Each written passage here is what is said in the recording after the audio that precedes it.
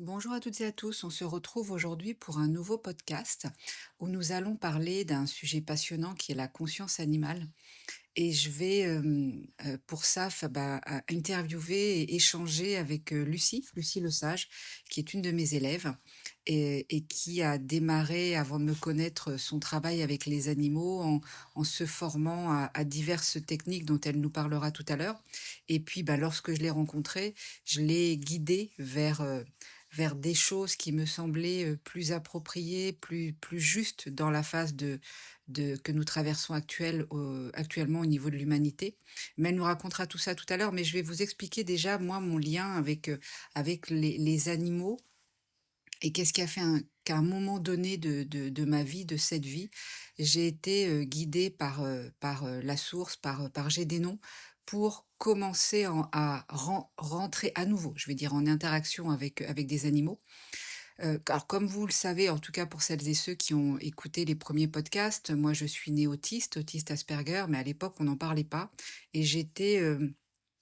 moi qui fais des podcasts aujourd'hui, relativement mutique, je parlais peu et vraiment mon moyen d'expression, c'était à travers la musique. J'étais, semble-t-il, relativement douée pour ça, à la fois pour le chant et pour jouer d'un instrument et puis le lien avec le monde animal, le monde, de la nature. Il y a toujours eu quelque chose de très particulier en moi qui me faisait être connectée à ça et comme je l'ai dit dans un précédent podcast, d'ailleurs s'il n'y avait eu que moi, j'aurais vécu, loin des hommes et en mode un peu, Mowgli ou sorcière ou chamane comme j'ai pu être dans d'autres vies, en haut d'une montagne ou au fin fond de la campagne, dans une hutte et entourée par des animaux, mais je n'avais pas ça à faire dans cette vie-là, en tout cas pour le moment. Et donc j'ai eu la possibilité à travers mes parents, puisque c'était, une passion que j'ai eue depuis toute petite. Je me demande si ma mère d'ailleurs ne m'a pas dit que le premier mot que j'ai su dire c'était cheval avant papa et maman. Et donc à un moment donné, j'ai pu monter à cheval et aujourd'hui on sait, on connaît, hein, les bienfaits de l'équithérapie et de tout ce travail qui est fait en médiation, notamment avec les chevaux. Et à un moment donné, j'ai rencontré, celui que j'appelle, le cheval de ma vie et c'est avec lui d'ailleurs que j'ai eu l'accident, Coupi et ça a été, j'ai envie de dire les 1 signes et les premières ouvertures que j'ai eues vraiment de connexion très spécifiques et très particulières avec les animaux. Et puis là-dessus, il y a eu l'accident, bon, un nombre d'années assez considérable de traversée, du désert, à travers la souffrance et la déformation de mon corps physique et tout ce que j'ai eu à affronter. Et puis en 2014, mon état physique était, je vais dire, moins pire. J'arrivais à être à peu près, heu, à pouvoir sortir, avoir une vie, un semblant de vie normale, je vais dire ça comme ça, avec une sorte de régularité quand même où j'étais pas au fond de mon lit, pendant un certain nombre de jours, d'affilée. Et puis, après aussi une période compliquée au niveau, plus que compliquée au niveau financier, j'avais un semblant de stabilité où je me disais: «Bon, là j'arrive à payer mon loyer, de façon, régulière et à manger. Je sens que le moment va être venu que je puisse partager ma vie avec, et mon espace de vie avec un animal. À l'époque, j'habitais en plein centre-ville de Nantes dans un tout petit appartement. Donc pour plein de raisons, je m'étais dit: «Ce sera pas un chien», même si j'ai toujours eu, un lien particulier avec les chiens, plus que les chats d'ailleurs, alors que mon animal totem est le plus gros des félins qui existent. Mais j'ai vraiment quelque chose avec les chiens. Peut-être parce qu'on dit que c'est le meilleur ami de l'homme et je pense que c'est surtout, que j'ai partagé, à d'autres moments de ma vie, des choses thérapeutiques, importantes avec des chiens et notamment des loups. Et du coup, j'ai commencé à me dire, c'était le printemps, enfin le tout début de l'été, je me suis dit, je vais commencer à regarder quelles sont les associations qui existent pour adopter un chat. Et puis, en me disant: «Bon, on va voir ce que ça donne, ce que je ressens. Est-ce que ma situation financière, et ma situation de santé, se stabilisent?» Et donc, à la rentrée, si c'est toujours OK, à tous les niveaux, si les feux sont ouverts, comme on dit, je regarderai pour une asso. Le lendemain matin, je reçois un coup de fil d'une personne que je connaissais très, très bien à l'époque et qui me dit, «Écoute Sandrine, je sais que tu vas adopter un chat, hier il m'est arrivé un truc incroyable, j'entendais des bruits bizarres, j'ai ouvert ma porte et il y avait une boîte, qui était dans la rue. J'ai pris la boîte et dedans il y avait, un chaton qui avait même pas 2 mois, et donc je l'ai pris à la maison parce que je j'allais pas le laisser, dans la rue dans son carton. Il a hurlé toute la nuit: «Est-ce que tu veux venir le voir? Je sais pas quoi faire, je sais pas quoi en faire. Est-ce que tu veux venir le voir vu que tu voulais adopter un chat?» Donc là, ni une ni deux, je vais chez cette personne voir ce chaton. Et puis, effectivement, à peine j'arrive, je commence à sentir que il avait besoin de se cacher, donc je lui fais une sorte de petite tente entre les coussins du canapé et cetera et je commence à lui parler et il s'apaise. Et là, je me dis: «Qu'est-ce que je fais?» Hier, tu te dis: «C'est bon, tu vas commencer à regarder des assos pour adopter un chat». 24 heures après, synchronicité ou pas, en tout cas, un chat se présente et on l'amène à moi quelque part. Donc ni une ni deux, j'ai, réfléchi vite fait dans ma tête et je me suis dit: «OK, c'est un signe, je ne vais pas le laisser passer». Hem et j'ai couru acheter une caisse et cetera et je suis, en fin de journée revenue chercher ce chat et je m'étais toujours dit à un moment donné que si j un jour j'avais un chat, je l'appellerais Gigi, puisque Gigi, c'est le chat de Kiki la petite sorcière. Pour celles et ceux qui connaissent les dessins animés, très très beaux, et très poétiques de Hayao Miyazaki et donc je m'étais dit: «Voilà, comme je suis quelque part une sorcière, je l'appellerai Gigi». Sauf que là, c'est pas un chat noir, c'est un beau matou européen qui est un grand, grand chat d'ailleurs qui est très, très puissant. Il est extrêmement puissant, Gigi et toute mon expérience et ma compréhension des énergies toxiques a commencé avec lui. Parce que passé les 1 jours où il était à la maison, on va dire les 2 premiers mois, il a commencé à grandir bien sûr et là, il y avait des moments où de façon totalement, improbable et incompréhensible, il se mettait à venir m'attaquer. Mais, allongé, il m'attaquait au visage, enfin c'était un truc de dingue. Puis quand je dis attaquer, c'est attaquer, c'était pas j'avais les tibias lacérés ou, il pouvait me mordre, mais enfin c'était un truc de hallucinant. À tel point qu'à un moment donné, je me suis même dit: «Mais c'est pas possible, je vais pas le garder». Mais pareil, quelque chose en moi me disait: «Si, il faut que tu comprennes, il faut que tu comprennes, là, il y a un message». Et un peu à la même période, juste avant, j'avais rencontré Gisèle, enfin j'avais eu Gisèle au téléphone. Je l'avais pas encore rencontrée, en vrai et à ce moment-là, je me suis dit: «Il y a quelque chose à comprendre quelque part à ce niveau-là». En même temps, il y a eu vraiment quelque chose qui s'est passé à ce moment-là avec mon cheval, alors qui était décédé, depuis bien longtemps, hein, mais que je sentais et Bob l'avait senti d'ailleurs quand il travaillait sur moi et un jour il m'avait dit, «Est-ce que tu sais que ton cheval est toujours là et qu'il veille sur toi? Il ne veut pas partir parce qu'il veille sur toi». Et je dis: «Oui, je sais». Et au moment où j'ai eu Gigi, assez rapidement après, je me suis dit: je sens qu'il y a une passation et que Gigi est un chat particulier, il est extrêmement puissant, il a une conscience spécifique, il va remplacer mon cheval. Et à ce moment-là, effectivement, j'ai pris contact avec quelqu'un dont on m'avait parlé, qui ne travaillait qu'avec les animaux décédés, sans rien lui dire, en lui parlant de mon cheval, de mon chat, et cetera et c'est les messages qu'elle a reçus de mon cheval et elle me dit: «Bah, écoutez, effectivement, il est pas monté, est-ce que vous voulez qu'on l'aide à monter?» Donc ça, je l'ai fait puisque je sais, faire passer des âmes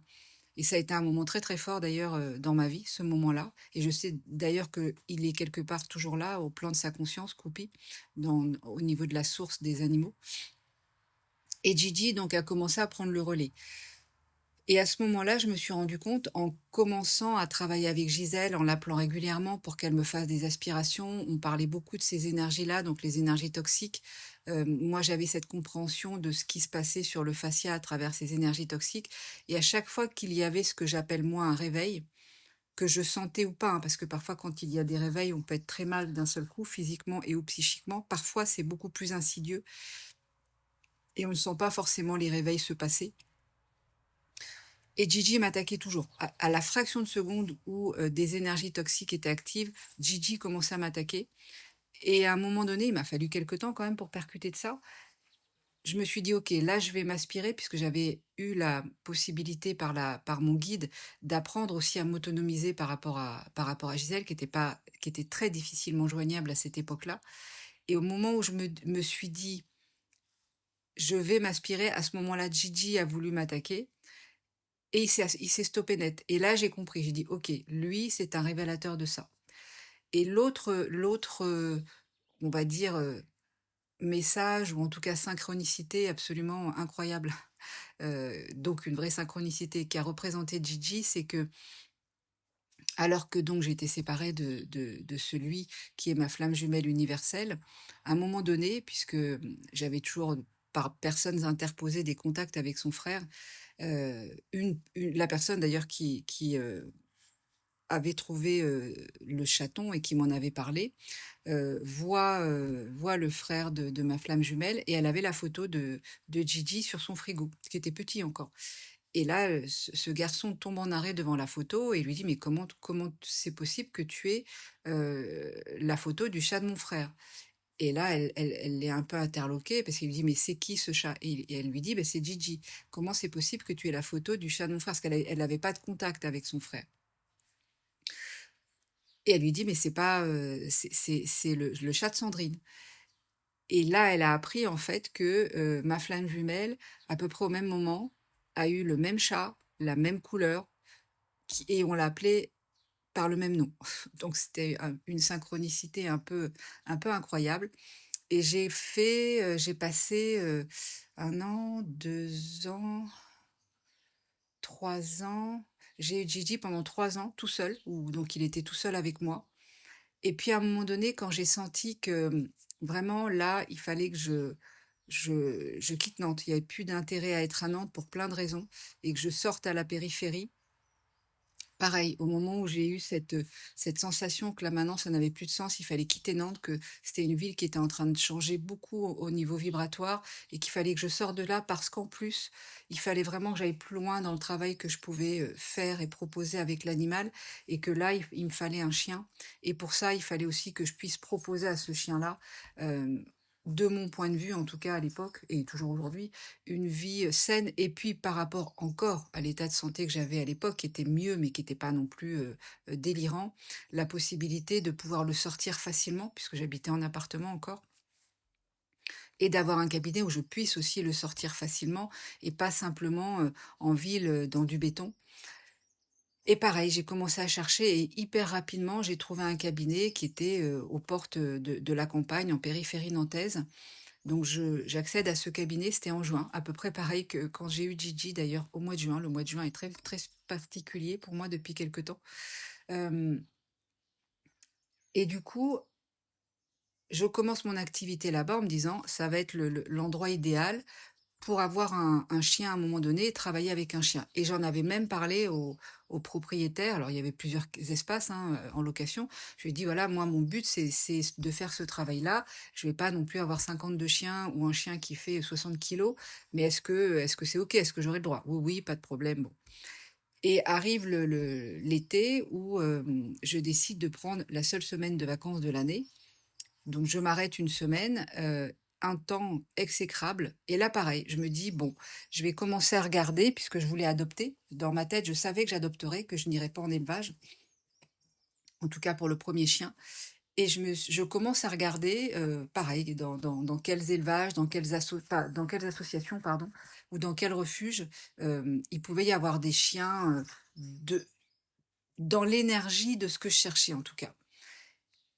Et je commence à faire défiler, des choses sur Facebook et en même temps, ça faisait un moment que le fait de vraiment de me reposer, d'aller au bord de la mer, mais vraiment le côté, on est les pieds dans l'eau et j'étais épuisée physiquement et psychiquement, j'étais épuisée depuis l'accident. Ça faisait plus de 30 ans que je cherchais, la guérison et ça allait de mieux en mieux, mais c'est vrai que c'est compliqué. Toutes celles et ceux qui ont vécu un chemin particulier, notamment à travers les énergies toxiques,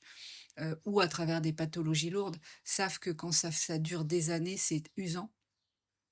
Même si j'avais des fenêtres où ça allait de mieux en mieux, souvent, mais en tout cas, c'est usant. Et, et à un moment donné, je tombe sur une photo et c'était Palma. Et en parallèle, je regardais, je ne sais pas pourquoi, parce que des gens me parlaient de leurs vacances à Palma, et cetera et par curiosité, je regardais, à quoi ressemblaient, ces îles-là et donc je regardais beaucoup de choses autour de Palma, Palma de Majorque, et cetera. Mes parents, je pense, avaient dû y aller en vacances également, peu de temps avant et là, je vois une association, Urgence Maltraitance Animale et je m'étais toujours dit: «Ce sera pas un chien adulte, mais un chiot».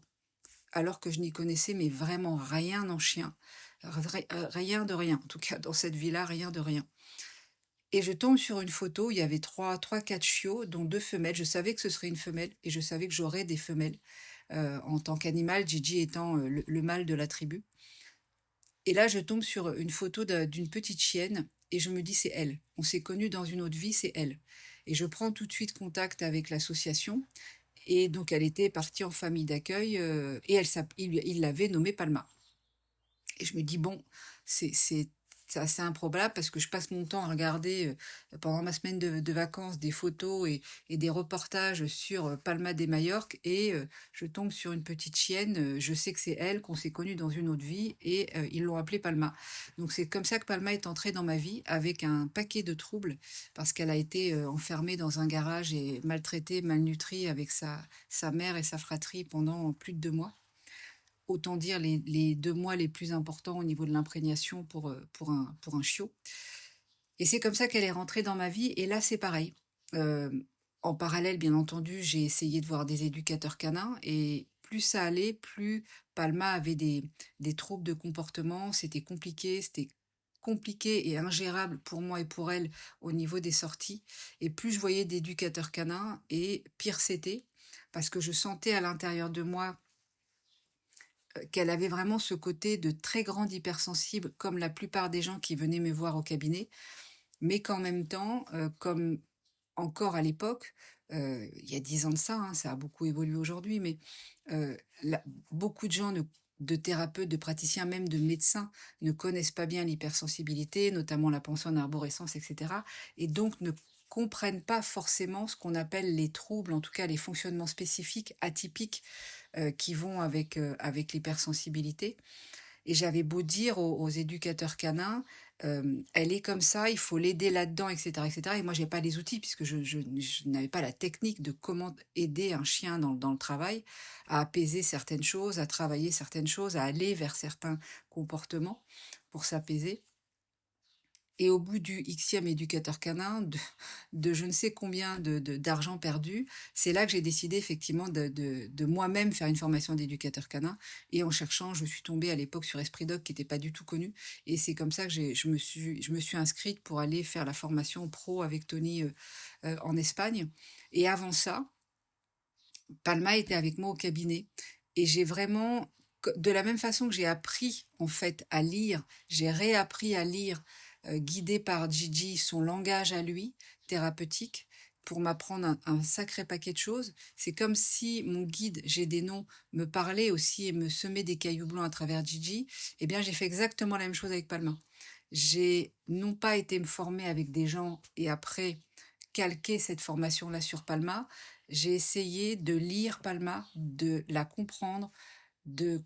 ce qu'elle me disait et j'ai commencé à sentir que lorsque je faisais, moi, des soins, des aspirations, en fonction de ce que me ramenaient les gens, de ce qu'ils me disaient, des énergies toxiques que j'aspirais, elle allait avoir un comportement complètement différent. Parfois même, ça allait loin puisqu'elle allait jusqu'à faire pipi, enfin, c'était assez intense et il se passait vraiment quelque chose avec les gens. Et j'ai très vite compris, moi-même en avançant après dans le travail, que Palma, elle mettait vraiment en évidence chez les gens, à travers les énergies toxiques, le fonctionnement dans le triangle victime-bourreau-sauveur. Et donc mon cheminement a commencé à ce niveau-là et les gens qui venaient me voir savaient que j'avais un chien et que je travaillais avec elle, mais c'était en lieu clos puisque c'était en cabinet, donc c'est pas du tout la même chose qu'en extérieur. Et à un moment donné, pareil, mon histoire de vie a fait que on est arrivé au moment du Covid, donc moi je m'étais inscrite pour aller à Valence, normalement au mois de mai, faire ma formation, d'éducateur avec Tony. Là-dessus, boum, arrive le Covid, tout est stoppé et ma voisine, là où j'habitais, au niveau de l'appartement, m'annonce que, bah, elle allait partir, que s'il y avait pas eu le covid, elle allait partir parce qu'elle avait vendu son appartement et je me rends compte à travers elle, bien, pas bien, en tout cas, c'est un peu les folies parfois du monde humain que, bah, peut-être que moi, si je vendais mon appartement qui avait probablement pris de la valeur, je pourrais m'offrir ce à quoi je rêvais depuis tellement longtemps, c'est-à-dire une maison avec un jardin, à la campagne, sortir de la ville. Et je commence à regarder et je me rends compte que oui, c'est possible. Là-dessus, je savais qu'il me fallait une maison parce que je savais que je voulais un chien loup tchèque. Je voulais un chien qui rappelle le loup pour la thérapie. Et ça, pareil, je l'ai contacté à travers Palma parce que dans vraiment ses problématiques, comme je n'arrivais pas à trouver d'éducateur canin, en tout cas à l'époque compétent, qui entendait ses problématiques et qui m'entendait moi, dans ce que je sentais de Palma, un jour j'ai rencontré quelqu'un à force de chercher des éduques et des centres canins, qui avait un chien loup tchèque. J'avais jamais été au contact de cette race-là et j'y ai pas été pour le chien loup tchèque, mais en tout cas, voilà, il était connu sur les réseaux parce qu'il avait un CLT et c'était pas si connu que ça à l'époque et donc je vais le voir pour, lui en tant qu'éducateur canin et à un moment donné, j'ose lui dire, «Mais tu sais, je pense que en fait, c'est pas un humain qui va pouvoir aider Palma. Je pense qu'elle a besoin qu'un chien lui parle et lui réapprenne le langage canin, l'apaise à tout niveau, en fait. Et je savais que ce chien-là pouvait l'aider. Et il a été super sympa. Et moi, je l'ai amené vers l'autisme, ce garçon-là. Et pendant qu'on parlait de ça, on va dire, on faisait des séances de thérapie tout en refaisant le monde, eh bien, il laissait son chien avec Palma en libre sur son terrain, etc. Et en quelques séances, Palma a été vraiment apaisée. Et je me suis dit: «OK, je le sais, le prochain chien qui va rejoindre l'équipe sera un CLT et pour ça, 2 chiens, un chat, il va me falloir un jardin». C'est comme ça que, est arrivée l'histoire de la maison et que tout s'est fait donc après le covid et là encore, ça a été étonnant parce que, bon, à l'époque, certes, c'était le covid, beaucoup de choses, avançaient au ralenti, voire n'avançaient plus du tout, même à travers internet d'ailleurs. Et quand j'ai commencé à chercher, un élevage pour un chien loup tchèque ou un chien loup de Sarlos, à l'époque, je connaissais pas bien la différence des 2 races, j'avais quasi pas d'élevage ou alors ils étaient très, très loin et pour plein de raisons, je préférais un élevage qui ne soit pas trop loin de là où j'habitais et je laisse tomber cette histoire de chien loup tchèque, en tout cas de chien loup et je déménage et au mois d'octobre-novembre, je m'en rappelle très bien, c'était 2020. Où là encore, je n'ai pas pu partir à Valence, faire la formation pro qui avait été programmée en octobre-novembre parce qu'il y a eu encore un blocage à travers le covid. Je commence à regarder les élevages et là je me dis: «C'est incroyable, il y a un élevage à Saint-Jean-de-Mont qui est à, 1/2 heure de chez moi» et je prends contact avec la personne, je lui explique mon projet, elle est à fond dans mon projet, de chien loup avec lequel faire de la thérapie et cetera et c'est comme ça qu'en fait Tao est arrivé dans ma vie. Et j'ai eu le privilège, comme j'étais la première bien en amont à m'être mise sur liste d'attente, à choisir, bah, sur la portée qui allait naître après en avril et c'est pour ça que je dis le mois de juin est important parce que j'ai eu Tao, elle est née, le 2 avril, mais je l'ai récupérée début juin, encore un début juin et Palma alors Palma c'est différent parce que elle c'était dans l'été, mais pour dire que Gigi, c'était en juin, et Tao, c'était en juin aussi et d'ailleurs tous les 2 sont c'est marrant puisqu'ils ont beaucoup de points communs dans leur force tranquille et dans ce qu'ils permettent aux gens et là, je me suis dit: «OK, ma team est complète et maintenant, il va falloir que je voie un petit peu, que je sois à l'écoute de cette équipe-là pour savoir ce que je vais créer, comment je vais le créer et ce que je vais proposer aux gens». Et c'est intéressant parce que quand j'ai commencé à faire le travail avec Tao, que j'ai appelé Tao, pas pour rien d'ailleurs, hein, parce que je sentais quand, je l'ai rencontré pour la toute, toute première fois, c'était en photo au début, enfin en vidéo, puisque l'éleveuse filme les naissances et après elle filme beaucoup les petits, la maman et cetera. C'était la petite Violette d'ailleurs de la portée, hem et j'ai senti qu'elle avait quelque chose de très spécifique, Tao. C'était pas juste un chien, qui pouvait faire de la médiation ou, un travail classique en prévention morsure ou autre, mais elle avait vraiment quelque chose, une connexion autre. elle a vraiment quelque chose, qui m'a ramené moi à ces moments de ma v de vie où, j'ai pu effectivement travailler, avec les animaux sauvages et en tout cas avec cette mémoire et cette conscience du loup qui est très particulière et Tao, tous les gens qui ont des chiens loup tchèques, je pense ou de Sarlos, hein, le seront, mais où maintenant il y a bon, après il y a beaucoup de déviances qui sont faites autour de ça avec l'American Wolfdog et cetera, mais c'est vraiment ce sont des races, les chiens loups, qu'on voit de plus en plus et je pense que ça n'est pas pour rien, même si c'est malheureusement beaucoup, souvent pour des mauvaises raisons que les gens ont ces chiens-là. Il y a énormément d'abandon de ces chiens-là. Ce que je trouvais très intéressant dans le chien loup, c'est vraiment qu'il a une part primitive, heu, très, très importante et qu'il y a ce lien au loup qui est dans le côté, les mythes, dans l'inconscient collectif, laisse peu de gens indifférents et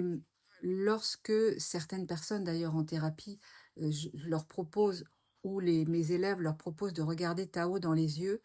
il y a vraiment quelque chose qui se fait et Tao, elle a vraiment ce côté-là où elle est très androgyne déjà parce que beaucoup de gens pensent que c'est un mâle alors que c'est une femelle. Elle a vraiment la carrure et le physique d'un chien mâle, mais elle a la finesse, elle a la délicatesse et elle a l'énergie d'une femelle et c'est intéressant de voir à quel point dans son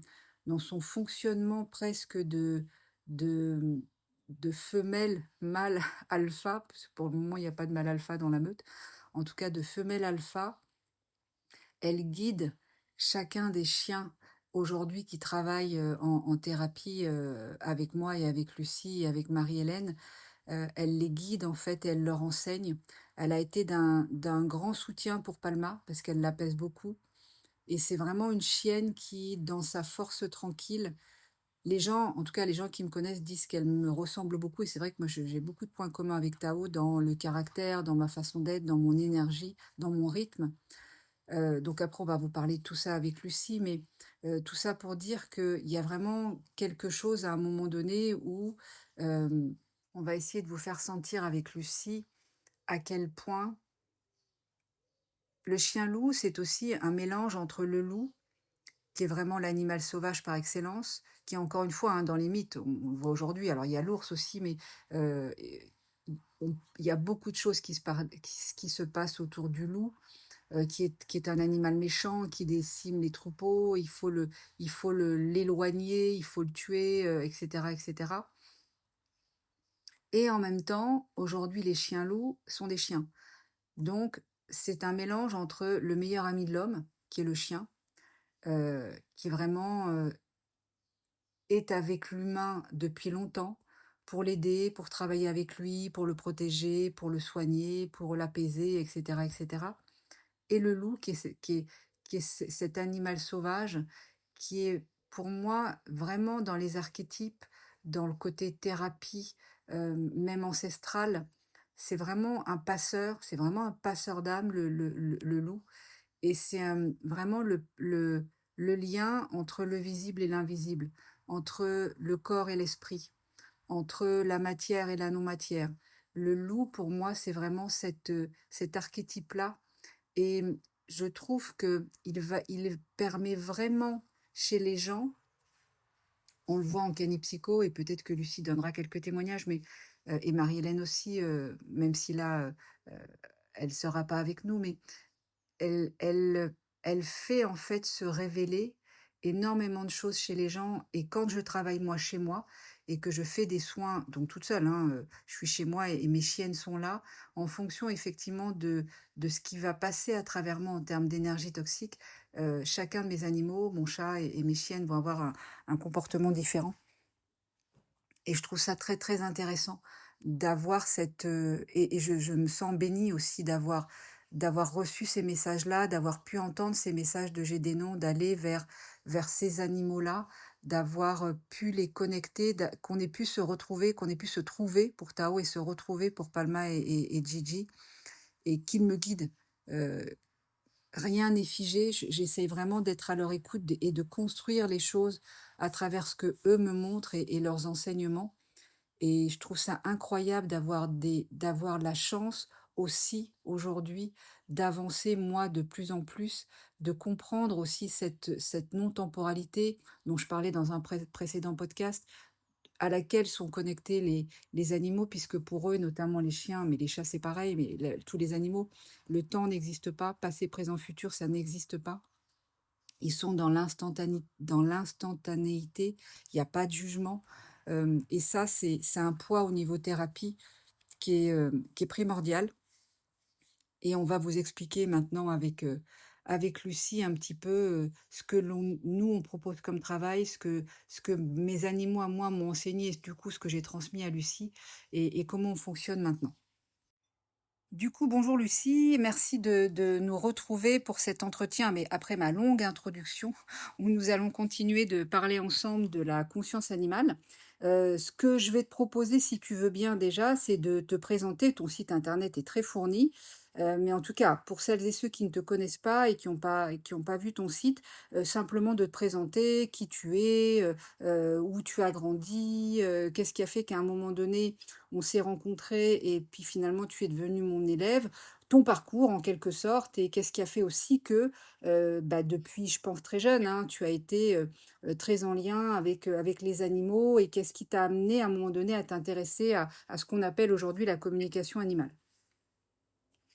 Bonjour Sandrine, merci à toi pour cette interview. Donc, pour essayer d'aller au plus bref, je suis née et j'ai grandi à Nantes. J'ai fait des études de comptabilité tout à fait lambda. Et c'est vrai que j'ai très vite été très proche des animaux, notamment du fait que j'avais un handicap visuel. J'ai un handicap visuel depuis ma naissance. Ce qui fait que, même si pour moi ça me semblait quelque chose de normal, parce que quand c'est de naissance, on s'habitue, je sentais et je percevais des choses, notamment chez les animaux, chez les humains aussi, mais notamment chez les animaux, que d'autres personnes ne percevaient pas forcément. Et je m'en suis rendu compte en grandissant forcément au fur et à mesure, parce que parfois je disais des choses à des personnes, je pourrais donner des exemples, mais euh, à une époque, je montais à cheval. Je rentre dans le box d'une jument et il s'était rien passé, elle était dans son box et j'ai senti que elle avait mal au niveau de l'épaule, qu'elle était boiteuse.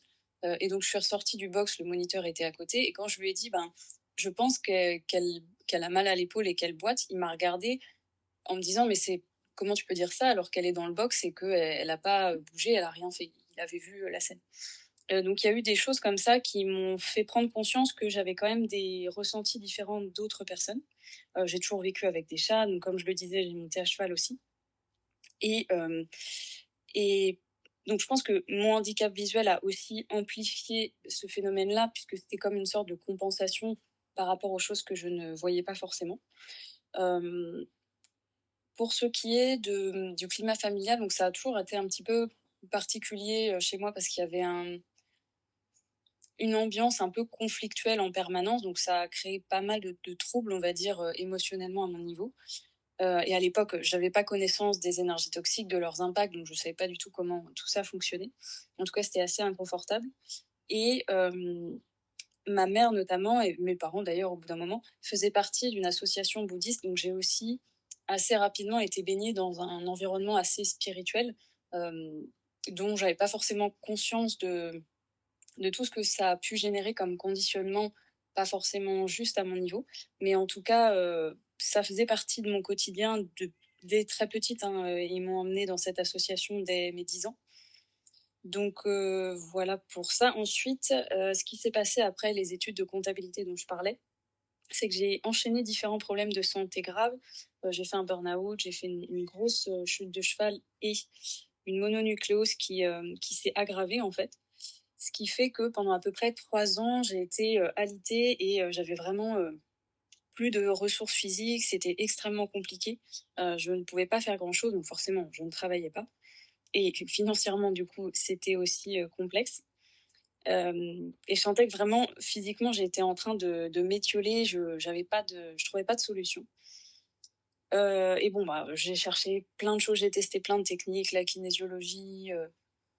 tout un tas de techniques alternatives, l'acupuncture, etc.,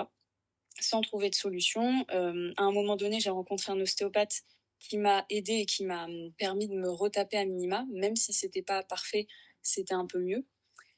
Et du coup, à ce moment-là, dans ma réflexion par rapport à ce que j'avais fait jusqu'à présent, notamment en termes d'études, de métier, je m'étais dit que enfin, j'avais pris conscience, on va dire, que finalement, on n'est pas invincible et que, bah, on peut mourir, du jour au lendemain. Et je me suis dit: «Bon, bah, j'ai pas envie de rester dans un bureau, j'ai envie de faire autre chose qui ait plus de sens pour moi». Et donc comme j'avais ce lien avec les animaux et notamment les chevaux, j'ai commencé à aller vers ça.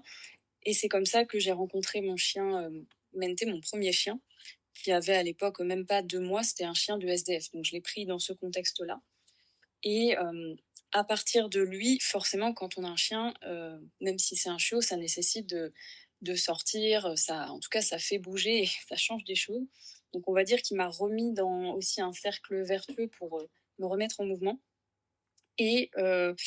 et à partir de ça, j'ai commencé à me former à différentes techniques, la médiation animale notamment, classique, hein, en allant en EHPAD, en institution, et la communication animale classique, sur laquelle je pense qu'on reviendra plus amplement tout à l'heure. Mais malgré le fait qu'il y avait des améliorations, mais c'était quand même, physiquement très compliqué pour moi et émotionnellement aussi, hem, je me suis dit en fait, à un moment donné, j'étais tellement à fleur de peau. J'avais des souffrances physiques tout le temps et j'étais, à travers les énergies toxiques qui étaient sur moi et que j'ignorais, j'étais tout le temps à fleur de peau et je pouvais vraiment péter un câble, on va dire, pour rien à certains moments. Et notamment, forcément, puisque Mente, qui était chiot à l'époque,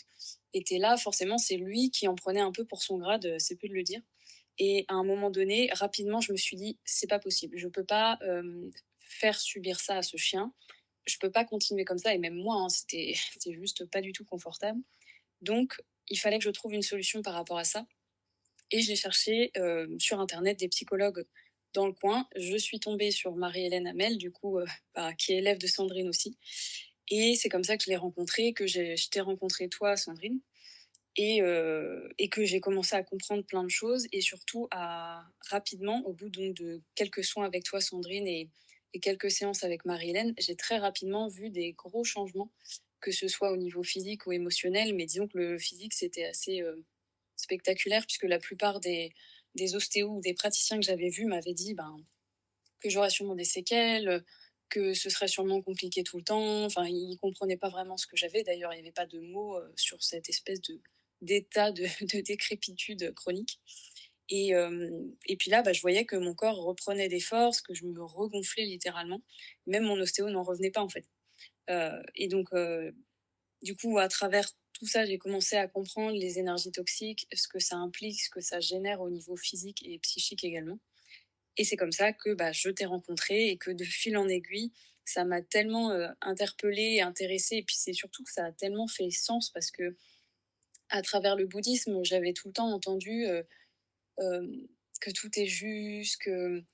c'est une question de point de vue. Il y avait beaucoup ça. C'est non, non, t'es pas dans une situation compliquée, c'est la façon dont tu vois les choses. Et si tu changes ta façon de voir, ça changera. Sauf que je pense sincèrement qu'à l'époque, j'étais pas du tout à me morfondre et j'étais en train vraiment de chercher des solutions et de pas vouloir rester là-dedans. Et pour autant, j'allais dans le mur et je sais pas exactement combien de temps j'aurais pu survivre comme ça parce que mon corps se perdait des forces, hein. Je faisais moins de 45 kilos. C'était, c'était vraiment compliqué. Et donc ça me posait problème dans le développement personnel et je me disais, mais je comprends pas. En tout cas, sur moi, ça ne marche pas. Et je comprends pas, c'était incohérent pour moi. Et donc forcément, quand j'ai entendu parler des énergies toxiques, j'ai compris en fait ce qui manquait, comme dirait Sandrine, comme tu dirais, à l'équation, que bah oui, oui, les énergies toxiques expliquaient pourquoi jusqu'à présent, jusqu'à la rencontre avec Sandrine et Marie-Hélène, bah, rien n'avait changé pour moi et voir que bah, c'était presque de pire en pire sur certains points. Donc voilà. Et puis ben, comme j'ai trouvé ça super, j'ai voulu aussi à mon tour pouvoir le partager avec d'autres personnes. Et du coup, je suis devenue ton élève. Je ne sais même plus te dire en quelle année, 2021 probablement. En tout cas, si je comprends bien de ton histoire, et c'est bien parce que ça va faire le lien avec, la communication animale, quelque part, c'est, Mente, en tout cas, c'est pour Mente alors? bien, pas bien au départ, parce qu'il y a l'histoire de faire les choses au départ pour soi et pas forcément pour quelqu'un ou quelque chose. Mais c'est parce que tu t'es dit à un moment donné: «Bon là, c'est pas possible, il se passe des choses, heu, avec Menté et c'est je peux pas continuer à me comporter comme ça», alors que ce soit avec lui ou peut-être avec d'autres, hein, qui t'a quelque part, toi en tout cas, donné envie de te poser des questions et je trouve ça super intéressant parce que, alors j'en ai pas parlé, dans l'introduction, mais, heu, quand, j'ai eu Gigi, comme je vous disais, ça a été un petit peu intense les premiers temps où donc il m'attaquait et cetera et à un moment donné, j'ai fait venir des comportementalistes, enfin j'ai essayé plein de choses et c'était un petit peu, hallucinant aussi ce à quoi j'ai eu droit, ça a été aussi hallucinant, je pense, ce à quoi j'ai eu droit pour mon chat que pour mes chiennes et à un moment donné, je sais pas pourquoi, m'est revenue, heu, une femme que j'avais rencontrée, en tout cas dont j'avais fait la connaissance quand j'habitais, au Canada et j'avais vu plein de documentaires sur elle, des reportages et cetera et j'étais incapable de me rappeler son nom et c'est vrai que quand moi j'étais, en Amérique du Nord, c'était dans les années début des années 90, autant dire que tout ça, on n'en parlait pas et le hasard a fait qu'un jour, en ouvrant la télé, et Dieu sait que là-bas, la télé est particulière, en Amérique du Nord, je suis tombée sur, voilà, le reportage de cette femme qui est américaine, enfin, qui est américaine, qui est espagnole, de naissance, mais qui vit aux États-Unis depuis longtemps maintenant et qui a fait des études en France, donc qui parle très bien français, qui s'appelle Laila Del Monte, qui pour moi est, une des pionnières, en termes de communication animale et qui fait des choses, je trouve, infiniment justes parce qu'elle essaye vraiment de ne pas partir dans certaines dérives, autour du développement personnel, du new age et cetera et de rester la plus factuelle possible, si tant est qu'on puisse dire que la communication animale qui est très intangible puisse être factuelle et à force de chercher, de chercher, de chercher, je me suis dit: «Mais faut que je trouve quelqu'un comme cette personne-là pour comprendre pourquoi mon chat se comporte comme ça, c'est pas possible». Avant que je comprenne ces histoires d'énergie toxique. Et donc j'ai fait, 2-3, séances avec elle. J'ai pris 2-3 rendez-vous avec elle et de fil en aiguille, comme elle venait en France de temps en temps pour faire des formations, je me suis formée aussi, comme c'est toujours pareil, moi j'aime bien quand quelque chose me parle, j'essaye d'aller jusqu'au bout de la démarche et d'apprendre, la technique avec, une ou des personnes que je considère comme étant, des pointures, comme je l'ai fait après pour l'éducation canine et donc j'ai été me former à la communication animale avec Laila Del Monte quand elle est venue, elle continue de venir en France, mais plusieurs formations et ce que je trouve, vraiment intéressant et primordial dans ce qu'elle amène autour de la communication animale, c'est que, heu et comme elle le dit très justement et je partage tout à fait ça et je pense que toi aussi, mais tu nous le diras Lucie, c'est que en fait, un animal alors là, je parle des animaux, notamment domestiques, hein, ce sont tellement des éponges émotionnelles, et donc ils épongent qui? Bah, les humains qui les entourent, que 95 de ce qu'ils manifestent, que ce soit dans des troubles de comportement ou autres, bah, c'est quelque part le reflet de la problématique, les problématiques émotionnelles des humains ou de l'humain, qui l'accompagne ou des humains qui l'entourent ou qui l'accompagnent et je trouve ça intéressant parce que je ne sais pas encore si c'est acquis pour la plupart des gens qui ont un animal de se dire, «Là, je vais consulter quelqu'un, mais pas pour comprendre, en fait, pourquoi, par exemple, mon chien ne veut pas manger ou pourquoi mon chien est agressif», mais la démarche de se dire: «Qu'est-ce qui peut faire que, moi, dans mon comportement, j'ai une incidence dans le fait que mon chien, mon chat, mon cheval, il est boiteux, il mange pas» et cetera. Et ça, je trouve que c'est une dynamique qui est primordiale et du coup, je vais te laisser en parler maintenant parce que, c'est vraiment ce que nous, on essaye d'amener et ce vers quoi je t'ai guidé à travers la communication animale MLTC. Mais je vais te laisser déjà parler de, bah, comment toi tu t'es formé. Donc tu as parlé, hein, de médiation animale, au départ, hein, de ta formation. Tu as fait aussi une formation pour faire de la prévention morsure, de façon totalement officielle et puis donc tu as fait une formation aussi de communicante animalière classique et c'est pas péjoratif dans ma bouche quand je dis ça. Donc est-ce que tu peux nous dire déjà, comment tu as commencé tout ça et qu'est-ce que tu ressentais? Qu'est-ce que tu te posais toi comme question et est-ce que c'était clair, pas clair ou est-ce que tu trouvais ça logique quand tu communiquais avec les animaux ou, de façon classique? Et après, qu'est-ce qui s'est passé pour toi quand je t'ai aiguillée moi, peut-être vers une autre façon de les écouter? Bah, oui, oui, effectivement, je me suis formée avec une personne, qui est pas particulièrement connue, mais qui était dans le secteur du 44, qui proposait des formations sur une journée de communication animale et au terme de cette journée-là, ben, en fait, on avait le droit quelque part on avait un petit peu des entraînements après chez nous, mais on avait le droit déjà de se mettre à son compte et d'exercer. J'avoue que sur le moment, j'étais, c'est pas que j'étais étonnée, mais je me disais: «Bon, quand même, c'est pas que ça fait pas sérieux, mais en tout cas, ça fait assez, rapide» et dans ce qui nous a été transmis et ce qui est véhiculé par la plupart des personnes que j'entends, en tout cas autour de la communication animale, hem, c'est que, enfin, c'est pas que c'est pas là pour qu'il y ait un résultat, mais des fois, il n'y a pas de solution, par exemple. Des fois, il faut juste écouter l'animal. Il n'y a pas forcément une solution pour son problème. Parfois, il ne veut pas de solution et c'est son choix, etc. Alors peut-être que ça fait aussi partie des dérives qui sont faites, hein, mais en tout cas, moi déjà ça me semblait pas logique parce que je me disais si cette technique-là existe, bah, ça doit être pour, comme tu le disais, aider l'humain qui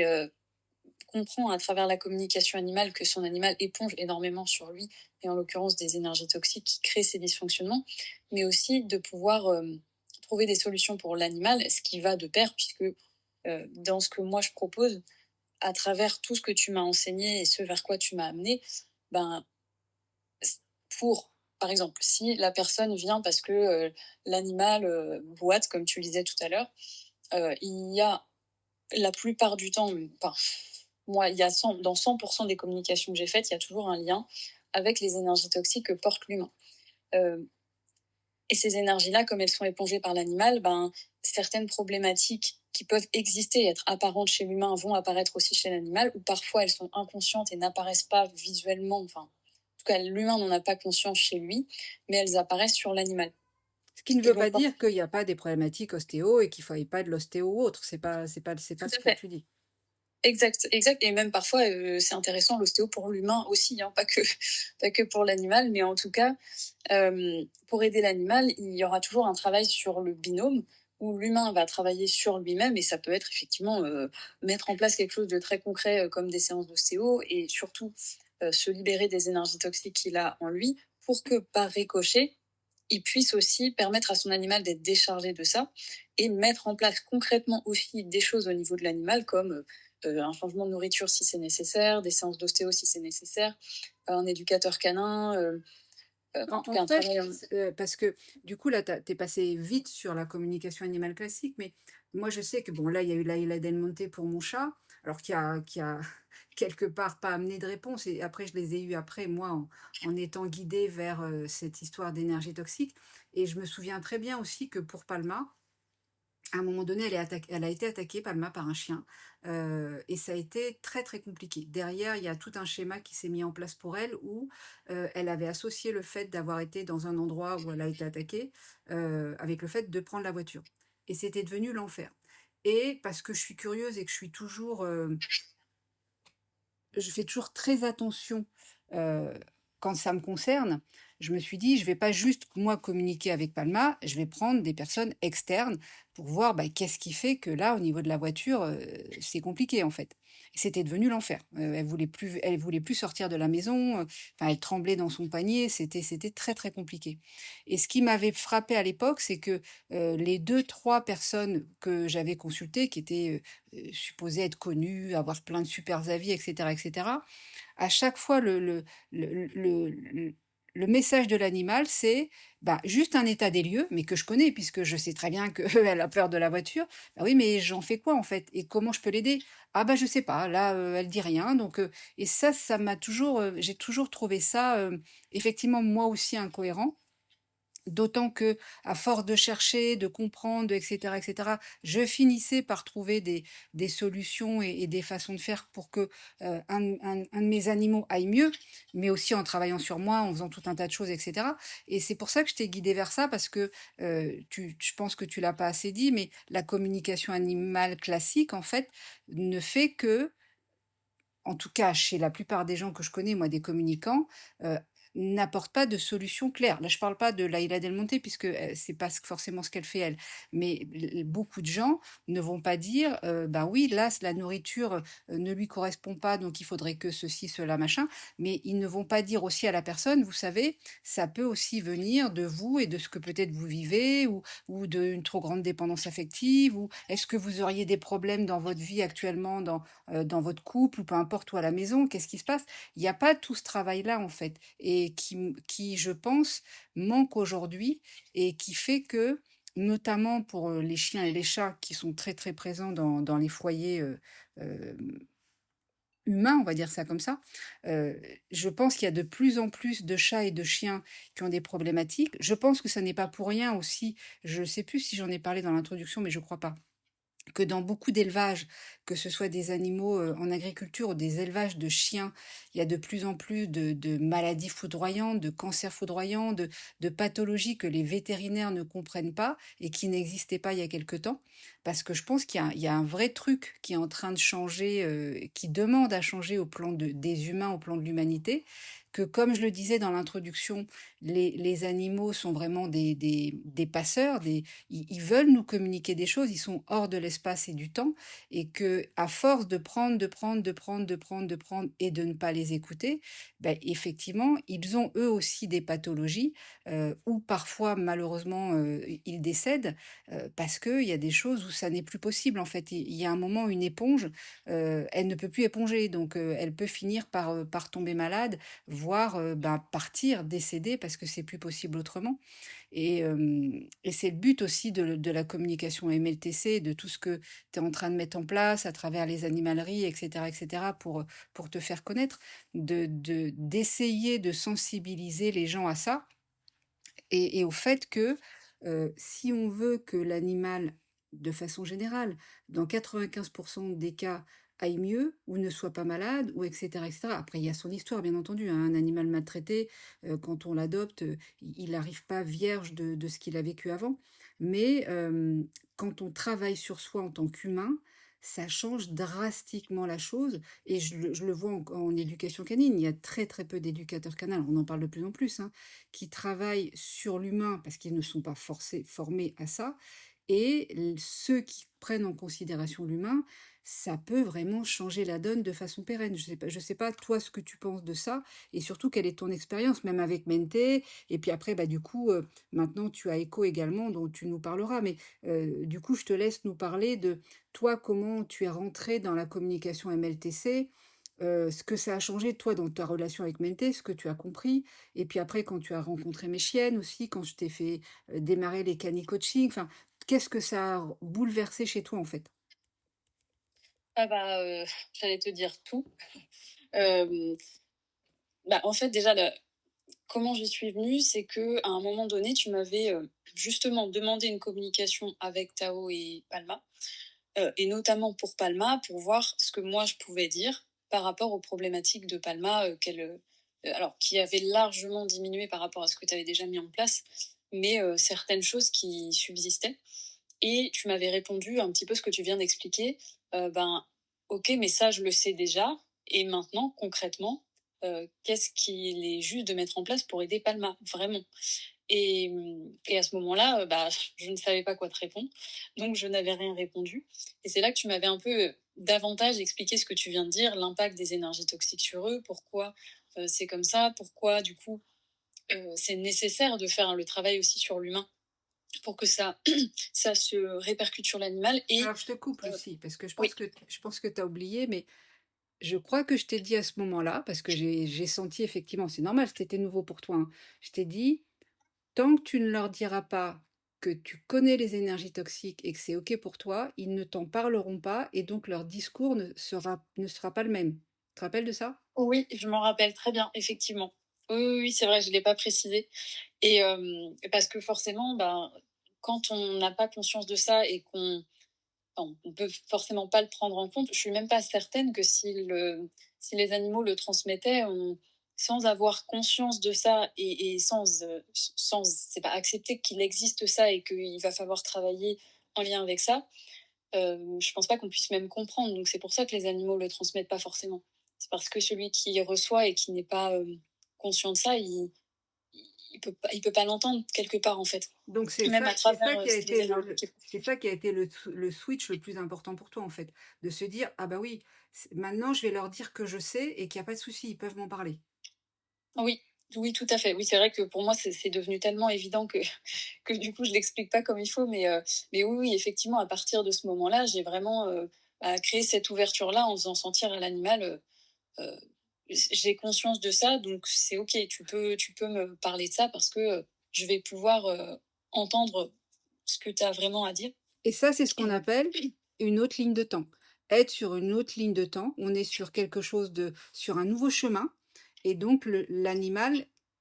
peut nous accompagner sur ce nouveau chemin-là et forcément, bah, il va parler le langage qui est sur ce chemin-là et qu'il connaît parfaitement puisqu'encore une fois, les animaux savent tout ça. oui. Oui, oui, tout à fait, tout à fait et après tu voulais aussi que, Bah, je dire puisse te toi ce que tu donner avais changé, ça avait changé pour toi avec au niveau de Mété. m'aider. Après donc quand tu as travaillé avec mes chiennes et puis l'arrivée d'Echo dans ta vie aussi. Oui, alors, pardon, je perds ma voix. Au niveau de Mente, alors ce qui a été flagrant, Mente, pour remettre dans le contexte, c'était un chien jusqu'à ses peut-être 1 an, qui était vraiment très, très haut en intensité, qui était quand même, quasiment tout le temps monté dans les tours. Il revenait de balade, il faisait, la toupie dans la maison et cetera. Hem, il avait quand même beaucoup de mal à écouter de façon générale. Enfin, c'était franchement, c'était pas simple. Rien n'était simple au niveau éducatif, même si il n'était pas ingérable non plus, mais c'était très complexe. Déjà, à partir du moment où j'ai eu le conscience de tout ça, j'ai pris conscience de tout ça, j'ai commencé le travail en fait avec toi, Sandrine et Marie-Hélène. Bah, directement, ça a vraiment fait lâcher quelque chose à son niveau. Évidemment, c'était pas une baguette magique et moi j'avais beaucoup de travail, et j'en ai encore à faire à mon niveau mais ça m'a permis de prendre conscience de toutes les projections que je pouvais faire sur lui.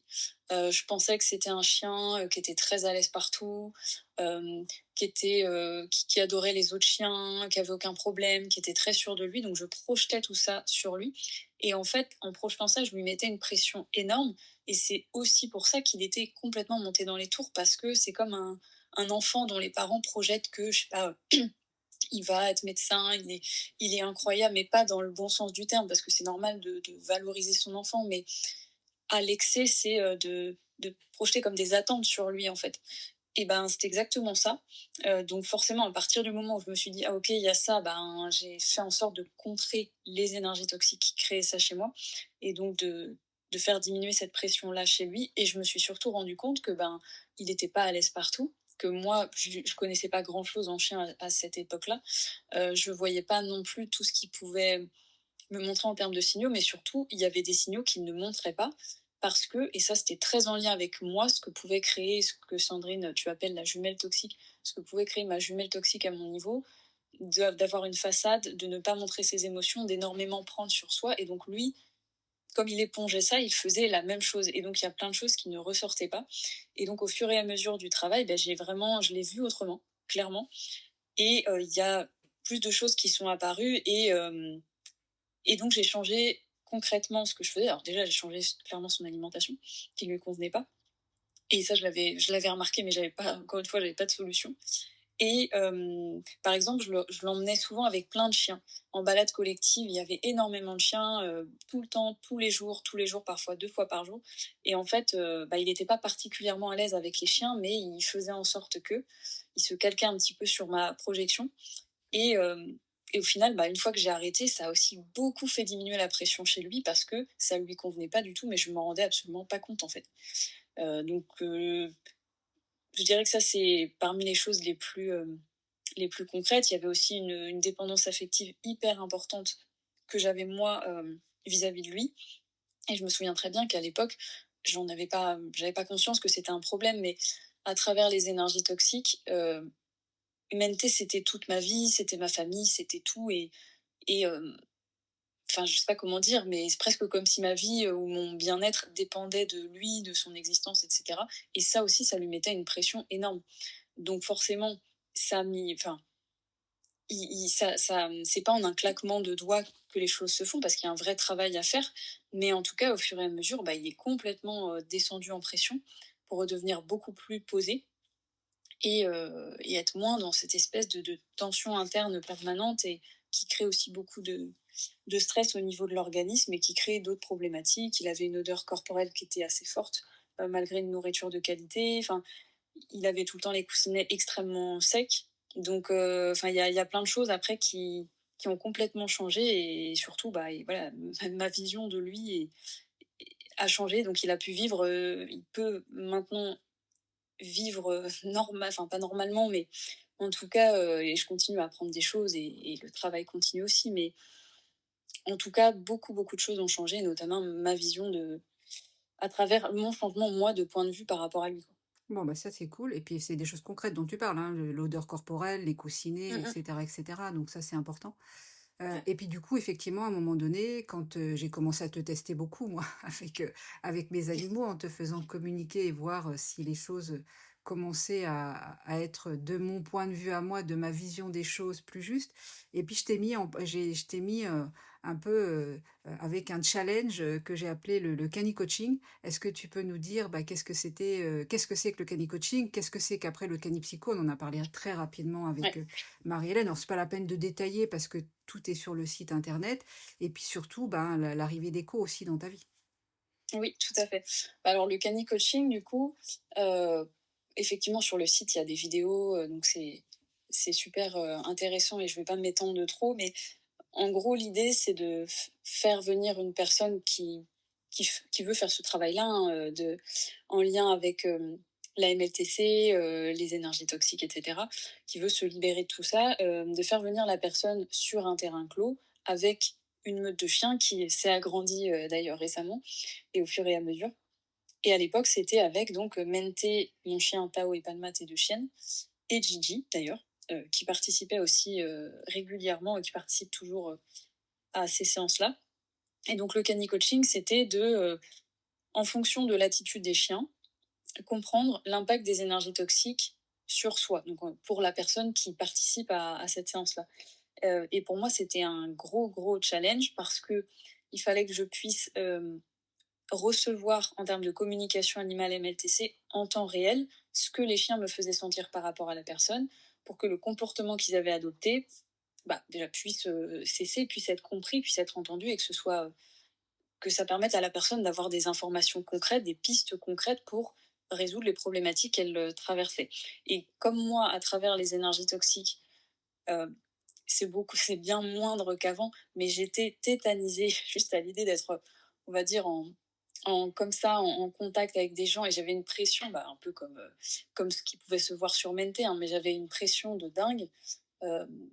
et dès lors qu'il y avait un enjeu quelque part en fait. Donc effectivement, tout ce que tu m'as demandé en termes de choses challengeantes et notamment ça,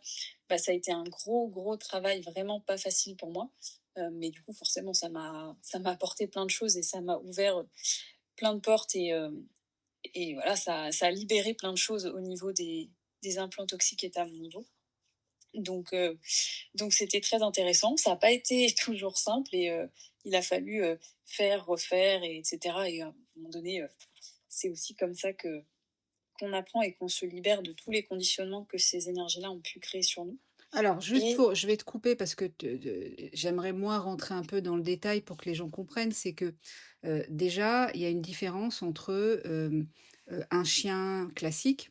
un chien médiateur, un chien guide et un chien que moi je vais appeler thérapeute. Et il y en a pas un, encore une fois, qui est mieux ou moins bien que l'autre, c'est juste qu'ils ont des capacités différentes et donc ils vont montrer des choses et permettre des choses différentes en thérapie. Alors je te laisserai parler pour que toi tu expliques puisque tu as été formé là-dessus. Qu'est-ce qu'un chien guide? Qu'est-ce qu'un chien médiateur? Et cetera. Et moi je vais parler de ce que sont nos chiens, que j'appelle des chiens thérapeutes et tu l'as pas spécifié, mais que ce soit dans les cani-coaching ou les cani-psycho, et c'est la même chose dans la vie de tous les jours, en fait. Comme pour l'animal, l'énergie, c'est une odeur, une pensée, c'est une énergie, donc c'est une odeur, et cetera, et cetera. Encore une fois, il y a pas il y a pas d'espace, il y a pas de temps pour un animal. Il nous écoute vraiment penser, d'accord? Donc, le but effectivement du cani-coaching, c'est d'avoir un miroir, un révélateur en instantané, en direct de, on fait parler d'un sujet à la personne, on voit si ce sujet pour cette personne, hein, est juste ou pas en fonction du comportement instantané de l'animal, la façon dont elle se déplace dans l'espace, son langage corporel, sa tonalité de voix, etc., etc.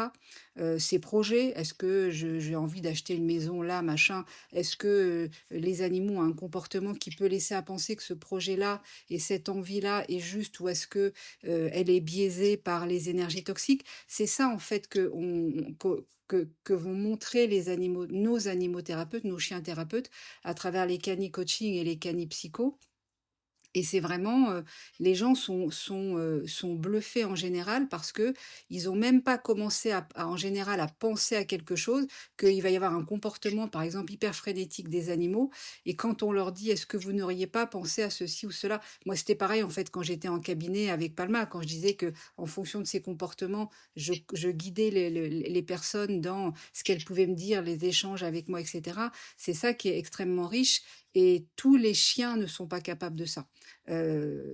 Comme tous les chiens ne peuvent pas être médiateurs ou ne peuvent pas être des chiens guides, tous les chiens ne peuvent pas être chiens thérapeutes. Et c'est vrai que on a la chance aujourd'hui d'avoir une meute avec 5 chiens, puisqu'il y a les 2 tiens, les 2 miens, et puis aujourd'hui celui aussi de Snoop, qui vient d'être adopté par Marie-Hélène.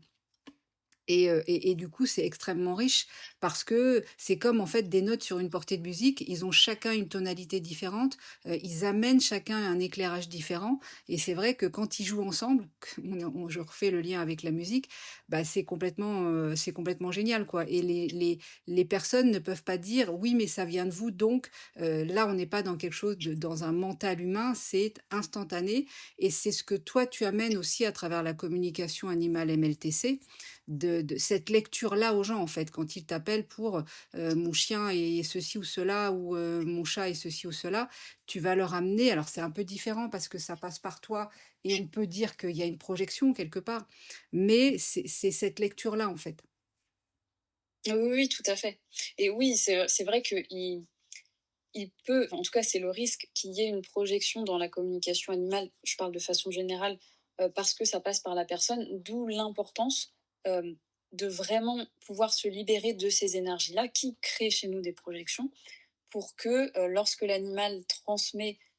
quelque chose, même si ça passe par mon filtre, par le filtre de l'humain, bah, l'humain qui est de plus en plus libéré de tout ça, soit le plus neutre possible et qu'il y ait le moins de projections possible et que ça reste, comme tu dis, le plus factuel aussi possible au niveau de la communication. Bon, bah ça c'est cool. Et puis bah du coup, est-ce que tu peux nous parler aussi de l'arrivée d'Echo, puisque toi aussi tu as un chien loup tchèque. J'ai beaucoup parlé des loups et des chiens loups dans l'introduction. Oui, tout à fait. Alors c'est vrai que c'était pas du tout prévu. Donc à force de travailler en cani-coaching, et cetera, je me disais: «Bon, j'arrive aussi financièrement être, un peu plus stable», même si, c'était pas non plus, incroyable, mais en tout cas c'était, raisonnable pour pouvoir accueillir un deuxième chien. Et donc j'étais pas tout à fait en recherche, mais en tout cas dans ma tête, dans l'énergie, j'étais dans: «OK, j'ouvre à, peut-être qu'il y a un chien que je vais pouvoir, adopter, ou peu importe, bientôt», et j'étais vraiment partie sur un petit format. J'étais, à travers ma jumelle, j'étais dans, «Bon, bah, j'ai un grand chien, donc pourquoi pas un chien plus petit et puis, ça me changera», puisque, j'ai toujours été plus attirée par les chiens de plus grande taille, aussi à travers, ma jumelle toxique, avec, un côté, heu, victime que pouvait créer ma jumelle et donc besoin de se sentir, même si c'était pas forcément conscient de ma part, hein, mais protégée par un grand chien. Et donc je me suis dit: «Bon, je vais aller à l'encontre de ça, je vais prendre un petit format, genre un Yorkshire», quelque chose comme ça. Et puis finalement, Sandrine, qui était abonnée à la page de l'élevage de Tao, voit qu'il y a un jeune chien qui revient à l'adoption parce qu'il a été abandonné par sa famille et qu'en plus, il a été abandonné 2 fois, parce que 2 familles, l'ont prise et l'ont ramené. Il avait, 6 mois à l'époque et Sandrine le voit et puis, elle m'envoie un message en me proposant de communiquer avec lui, de voir, ce que je sens, de voir si, est-ce que ça pourrait être un chien pour moi? Est-ce qu'il pourrait faire partie de la meute? Est-ce qu'il est thérapeute déjà? Parce que s'il ne l'est pas, bah, il peut pas travailler dans ce sens-là. Et donc c'est ce que j'ai fait et bah, effectivement, je me suis rendu compte que c'était, déjà qu'il était thérapeute, qu'il était particulièrement puissant, donc beaucoup plus puissant que mon premier chien, Mente, qui est toujours là. Hem Et surtout, il m'a, factuellement renvoyé à, qu'est-ce qu'il pouvait m'apporter à travers sa présence, qu'est-ce qu'il allait aussi beaucoup bousculer chez moi et quels étaient les risques aussi, en fonction de, bah, justement, les énergies toxiques qui sont à l'intérieur de moi et cetera. Qu'est-ce qui pouvait poser problème, avec lui aussi par rapport à son tempérament ou par rapport à ce qu'il avait vécu avant, puisque 2 abandons, c'est pas non plus, anodin et que c'était un il m'a tout de suite transmis il avait un fort tempérament. Donc après avoir eu toutes ces informations-là qui, pour le coup, étaient factuelles, hein, hem j'ai vraiment décidé de l'adopter, Echo, en ayant conscience de tout ça, en sachant que ça allait pas forcément être cuicui les petits oiseaux, en sachant que émotionnellement ça allait peut-être être compliqué, notamment au départ, et que ben voilà, c'était comme un challenge là aussi pour le coup, mais c'était pas comment dire, c'était pas au petit bonheur la chance et c'était pas, j'ai pas pris ma décision à la légère. Je me suis dit, je suis bien entourée dans le sens où bah Sandrine, comme tu as été formée chez Esprit Dog aussi, que tu as toute cette partie énergétique et que tu as fait comme d'habitude un melting pot, un mélange de tout ça, je savais que j'aurais aussi des outils pour pouvoir le travailler au niveau éducation canine, pour pouvoir continuer le travail sur moi, continuer à avancer et pour que tous les obstacles, on va dire, qui m'avaient renvoyé puissent être dépassés, que voilà, je puisse comprendre déjà pourquoi et ensuite pouvoir résoudre tout ça. Ce qui s'est fait, ce qui continue à se faire. Donc c'est vrai que c'est ça aussi que permet la communication MLTC, notamment quand on veut adopter un animal, c'est de savoir à quoi s'attendre pour sentir si on est prêt à ça ou pas. Si on est prêt à aller se faire parfois bousculer parce que le chien peut révéler ou pas. Et donc, ben, que dire de plus? Ça a été, c'est vraiment un choix que je ne regrette pas du tout, que j'ai jamais regretté, même dans les moments où j'étais en larmes parce que c'était le bazar, parce que il avait, je sais pas, mangé une partie de ma voiture, etc. Enfin, peu importe. Euh, mais en tout cas, il y a toujours eu derrière des solutions, notamment bah, à travers tous les outils que toi tu peux proposer dans le travail, avec l'aide aussi de Tao et Palma,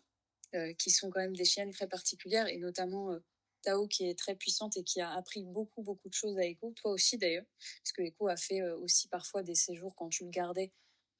chez toi, même ne serait-ce qu'une demi-journée ou une journée, et il revenait et il était complètement transformé et je sentais bien, même à travers la communication, qu'il avait intégré des choses, qu'il avait engrammé des choses et qu'il se reprogrammait aussi, il se reconnectait à son rôle de thérapeute. Il a d'ailleurs très vite travaillé avec les autres chiens en canipsycho, parce que oui, c'était déjà les canipsychos à l'époque qu'on fait avec Marie-Hélène. Et il a tout de suite été très dans le travail. Il était vraiment différent pendant les séances. Et je ne sais pas quoi dire de plus par rapport à Ego. Est-ce que j'ai oublié quelque chose? Non, non, en fait, bah, ça permet aussi, tu vois, de de proposer, enfin, de parler de la palette de travail que toi tu peux proposer parce que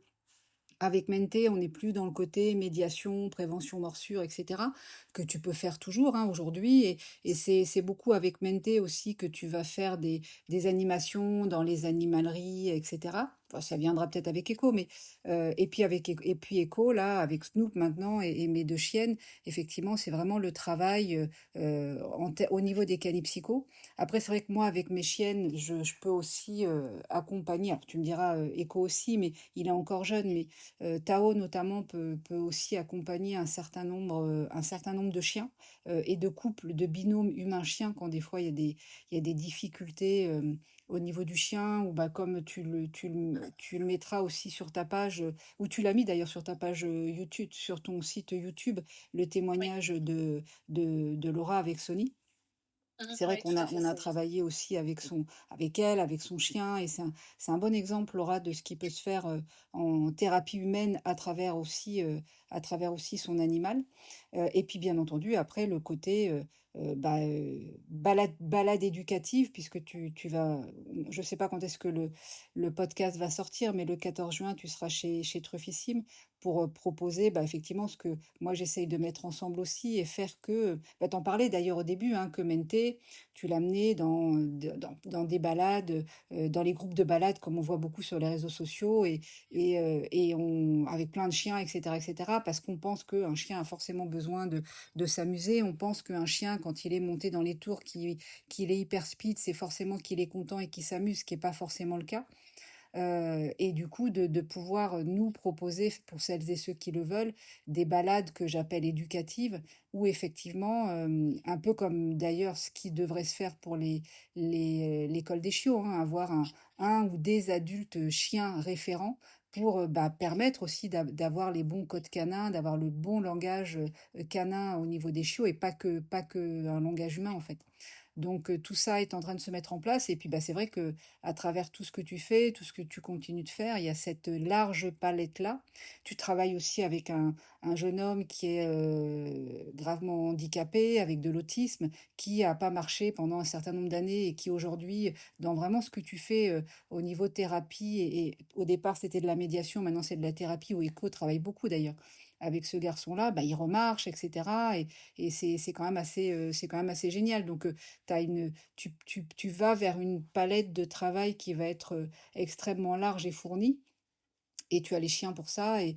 tu continues à travailler donc en tout cas, on espère, toi et moi, que de plus en plus de gens seront dans cette écoute-là et pourront aussi effectivement, essayer de comprendre leur animal et se comprendre eux à travers le regard de leur animal, ce qui me semble-t-il, est un cadeau incroyable. Bah, je te laisse le mot de la fin, Lucie. Bah, écoute, heu, enfin, par rapport à tout ce que tu viens de dire, c'est sûr que j'espère vraiment ça aussi. J'espère que les gens pourront, s'intéresser à ça, ne serait-ce que pour mettre, une patte, si je puis dire, là-dedans, de commencer par une communication animale MLTC pour voir un petit peu, ce qui peut être proposé différemment. Parce que c'est vrai, et je terminerai juste là-dessus, je vais pas faire long, que j'ai pas mal de personnes qui viennent me voir après avoir été voir un communicant animalier autre et c'est pas du tout, une critique ou quoi que ce soit, mais qui, pour leur animal, n'ont pas trouvé de solution, et du coup, bah, en général, ils sont contents parce qu'ils voient les choses différemment, ils voient leur animal différemment, parce que ça enlève aussi beaucoup parfois de culpabilité que eux pouvaient avoir vis-à-vis de leur animal. Et bah, surtout, ils ont des vraies pistes. Et c'est ça qu'ils apprécient et qu'ils me disent en général, c'est qu'ils ont des vraies pistes concrètes à mettre en place et qu'après, ils voient rapidement les résultats, en fait, à leur niveau et puis au niveau de leur animal aussi. Donc voilà. Eh ben, merci beaucoup en tout cas. Merci à vous de votre écoute et puis je vous dis à bientôt pour un nouveau podcast.